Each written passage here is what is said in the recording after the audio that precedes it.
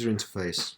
It's composed of three main panels, which is a panel that allows us to configure the generation of the timelines, and then two viewing panes to show the results of the running of the timelines.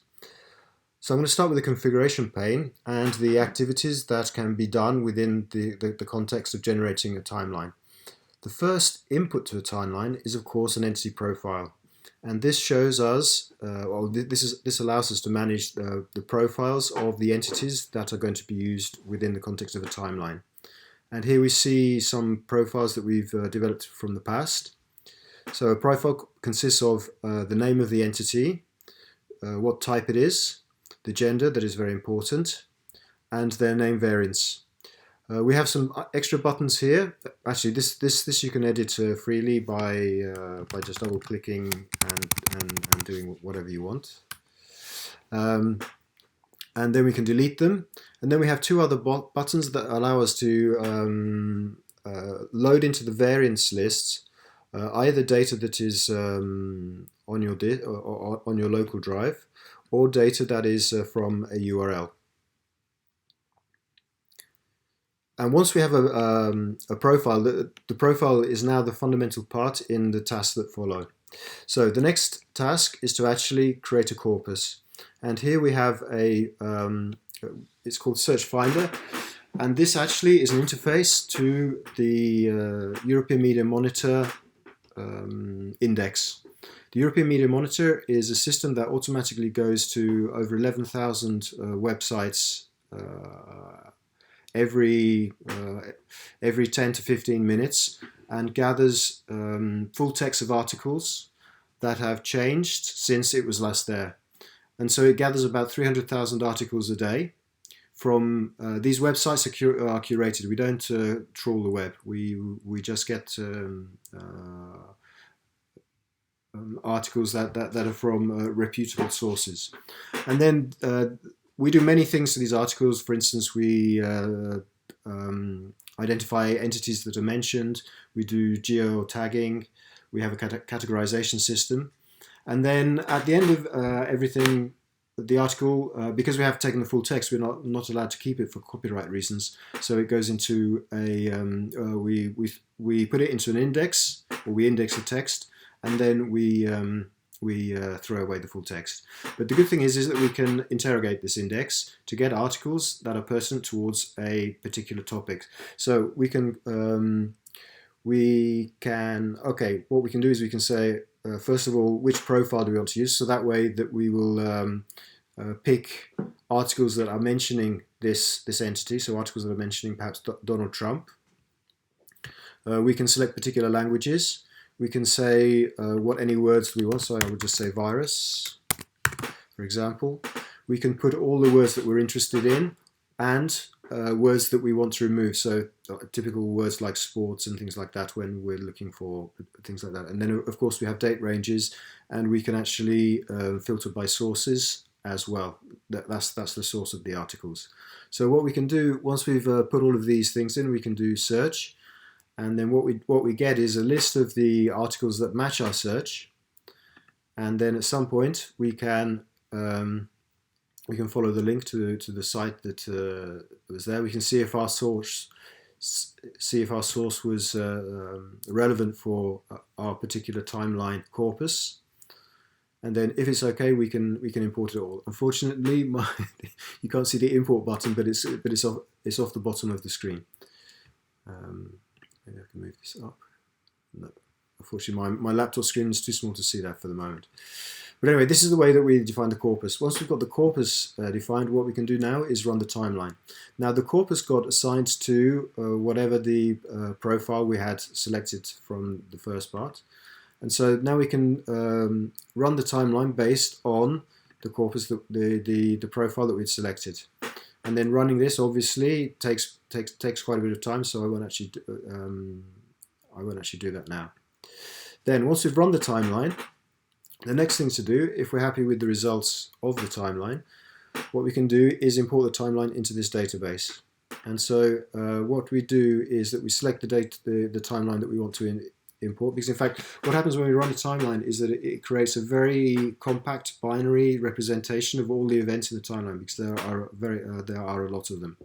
And so then now what we can do is we can at a time from each of these timelines of these profiles, we can visualize them in this view.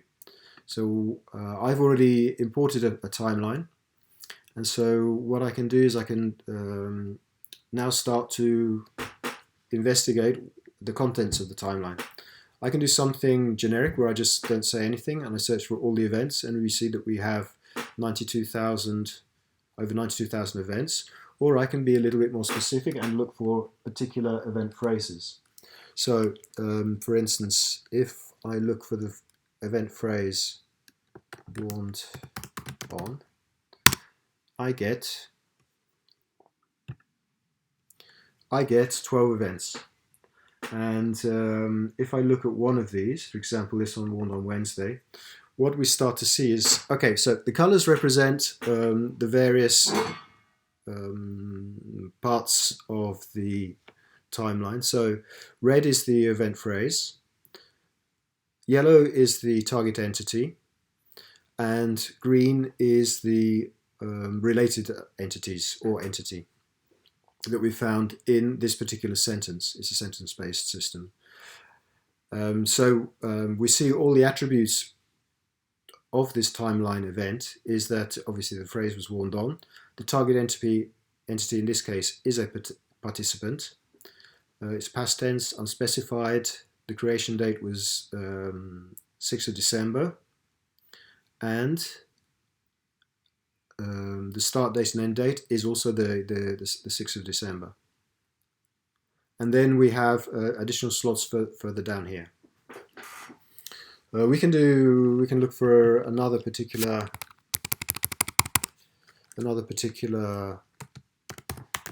event phrase, contacted, for example.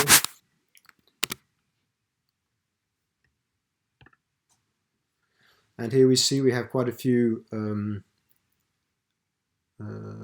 event phrases. In fact, I think what I should do is I should actually just we're seeing too much of the coronavirus things here, so I'm just going to put it down to Donald Trump and do a search. And so here we have another event where we have something's on my screen here. We have the target entity is Trump, and he's also a participant because he's actually participating in this event. And we also have being resolved to him. And then we have a number of different related entities that we can't see here. Maybe I need to just do something like this.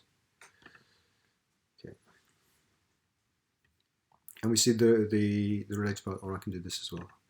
Okay, so now we can see the various slots that are associated to this event. So we have a category which is interaction, and then we have the various related entities that have been detected in this sentence.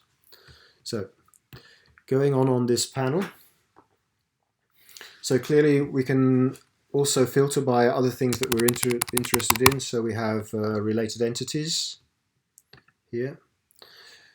This is a very big text box, so I'll just start typing something like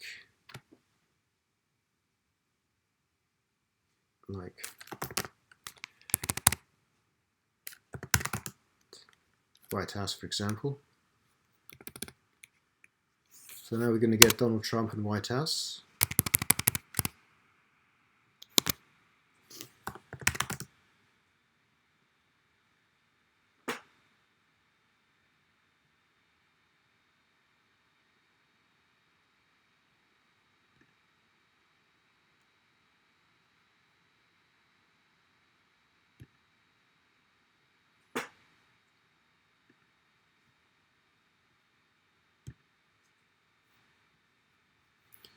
So here we go.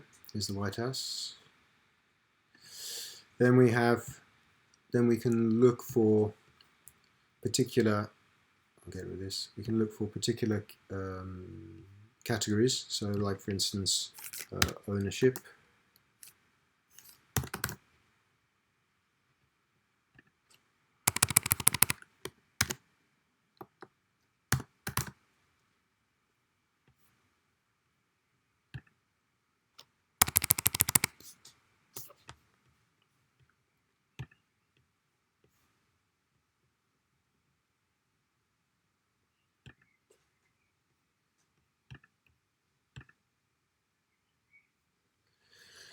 And we see with the event phrases that we get quite all the various subcategories related to the ownership main category. We can see if target entity is participant. We can search within the text of a snippet. So the snippet is in fact the sentence. So for instance, I can put something like enjoy.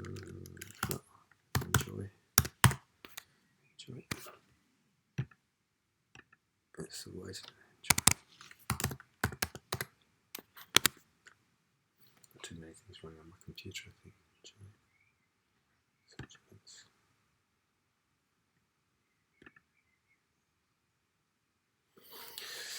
And so as we saw there, we can do the things. We can do creation date from and to. So if you want to restrict our time periods, and then we have things to do for our date extracted and data extracted to.